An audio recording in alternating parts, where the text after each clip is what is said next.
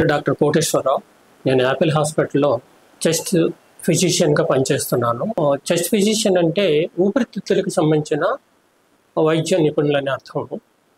ఈ ఊపిరితిత్తులకు సంబంధించిన వ్యాధులు ఏమిటి ఉంటాయి, తర్వాత దాని లక్షణాలు ఏమిటి. వ్యాధులు, ఊపిరితిత్తులకు సంబంధించిన వ్యాధులు కామన్గా మనకి కనిపించేది ఒకటి నిమోనియా, రెండోది ఆస్తమా, మూడోది టీబీ, నాలుగోది వచ్చేటప్పటికి క్యాన్సర్ కూడా ఉంటుంది. క్యాన్సర్ జబ్బులు కూడా లంగ్కి సంబంధించిన వరకు ఉంటాయి. దీనికి ఊపిరితిత్తులకు సంబంధించిన వరకు కామన్గా వచ్చే లక్షణాలు ఏమిటి? మొదట ఛాతీ నొప్పి కానీ, ఊపిరి తీసుకోవడంలో కష్టం కానీ, లేకపోతే దగ్గు, ఆయాసము, లేకపోతే దగ్గినప్పుడు కఫం పడ్డం, ఇవి కామన్గా వచ్చేవి.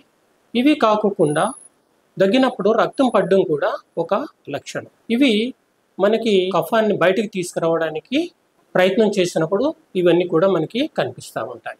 ఇక ఈ దగ్గు వచ్చినప్పుడు ఎక్యూట్, క్రానిక్ అని రెండు రకాలుగా మనము అంటాము. 2 వారాల కన్నా తక్కువ దగ్గు ఉందంటే దాన్ని ఎక్యూట్ అంటాము. 3 వారాలకు దాటి దగ్గు ఉంటే దాన్ని క్రానిక్ అంటాము. ఈ 2 వారాలు దాటిన దగ్గుకి కఫాన్ని పరీక్ష చేయించుకున్నాం. కఫంలో పరీక్ష చేయించుకుంటే దానివల్ల ఏమి జబ్బు ఉన్నది అనేది మనకి తెలుస్తుంది. ఈ దగ్గుకి కారణాలు వచ్చేటప్పటికి ఒకటి ఇన్ఫెక్షన్ వల్ల వస్తుంది, రెండోది క్రానిక్ బ్రాంకైటిస్ అంటాము, మూడోది ఎనీ ఎలర్జీస్ వల్ల కూడా దగ్గు వస్తుంది, తర్వాత ఆస్తమా వల్ల కూడా దగ్గు వస్తుంది.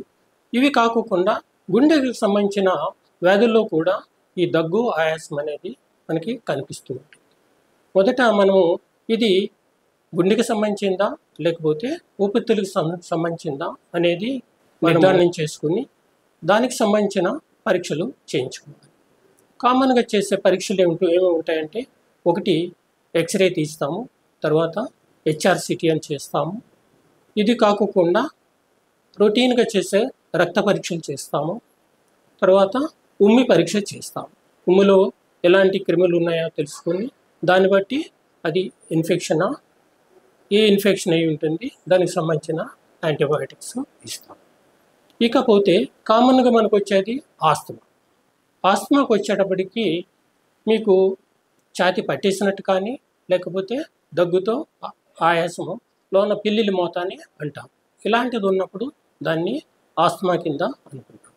ఈ ఆస్తమా కింద మనము చాలా వరకు ఏ మందులు వాడినా వాడకపోయినా తగ్గినట్టు మనకి ఉపశమనం కలిగినట్టు అనిపిస్తూ ఉంటుంది. కానీ దానికి సంబంధించిన లోన కొంత డ్యామేజ్ జరుగుతూ ఉంటుంది. ఆయాసం మనకు లేకపోయినా, దగ్గు లేకపోయినా డ్యామేజ్ జరుగుతూ ఉంటుంది. తర్వాత ఫ్యూచర్లో ఏమవుతుందంటే అది ఎప్పుడు దగ్గులాగా ఉండిపోతూ ఉంటుంది, అంటే క్రానిక్గా ఉండిపోతుంది. ఇలా కాకుండా ఉండాలంటే క్రమం తప్పుకోకుండా మందులు వాడాల్సి ఉంటుంది. వీటిల్లో ఎక్కువగా మనము ఇన్హేలర్స్ అని ఎక్కువ వాడతాం. ఇన్హేలర్స్ వాడతాము, నోటి ద్వారా ఇచ్చే మందులు ఉంటాయి, తర్వాత కొన్ని అరుకులు కూడా ఇస్తూ ఉంటాం. వీటన్నిటిలో మనము పీల్చుకునే మందులు చాలా ముఖ్యం. ఇవి ఎలా వాడాలి అనేది చాలా ప్రధానమైన విషయం అన్నమాట. అది ప్రాపర్గా వాడితేనే అది ఆ మందు ఊపిరితిత్తుల్లోకి వెళ్ళి అది పనిచేస్తుంది. మనకు ఆయాసం తగ్గిపోయినా కూడా అది ఒక 6 మాసాల నుంచి 1 సంవత్సరం వరకు వాడాల్సి ఉంటుంది. ఎందుకంటే లోన జరిగిన డ్యామేజ్ అంతా కూడా పూర్తిగా నయమవడానికి అంతకాలము వాడాల్సి ఉంటుంది.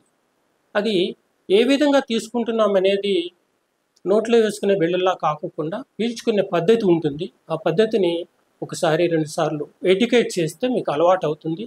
అలవాటు అయినాక మీరు ఇంట్లోనే తీసుకోవచ్చు. అలా కాకుండా ఎప్పుడు తీసుకోవాలి, ఎలా తీసుకోవాలి, ఎంత తీసుకోవాలి, ఎంత మోతాదు తీసుకోవాలి అనేది కూడా ముఖ్యం. కొంతమంది పేషెంట్లకు ఏం చేస్తామంటే ఇంటి వద్ద మానిటర్ చేసుకోవడానికి పీక్ ఫ్లో అనేది ఒకటి ఇస్తాం. దాంట్లో బట్టి ఎప్పుడెప్పుడు దాంట్లో రీడింగ్స్ తగ్గినప్పుడు మందు తీసుకోవాలా లేదా అనేది మనం నిర్ధారణ చేసుకుని ఎక్స్ట్రాగా తీసుకోవడం జరుగుతుంది. ఇది ఆస్తమాకి సంబంధించిన వైద్యం.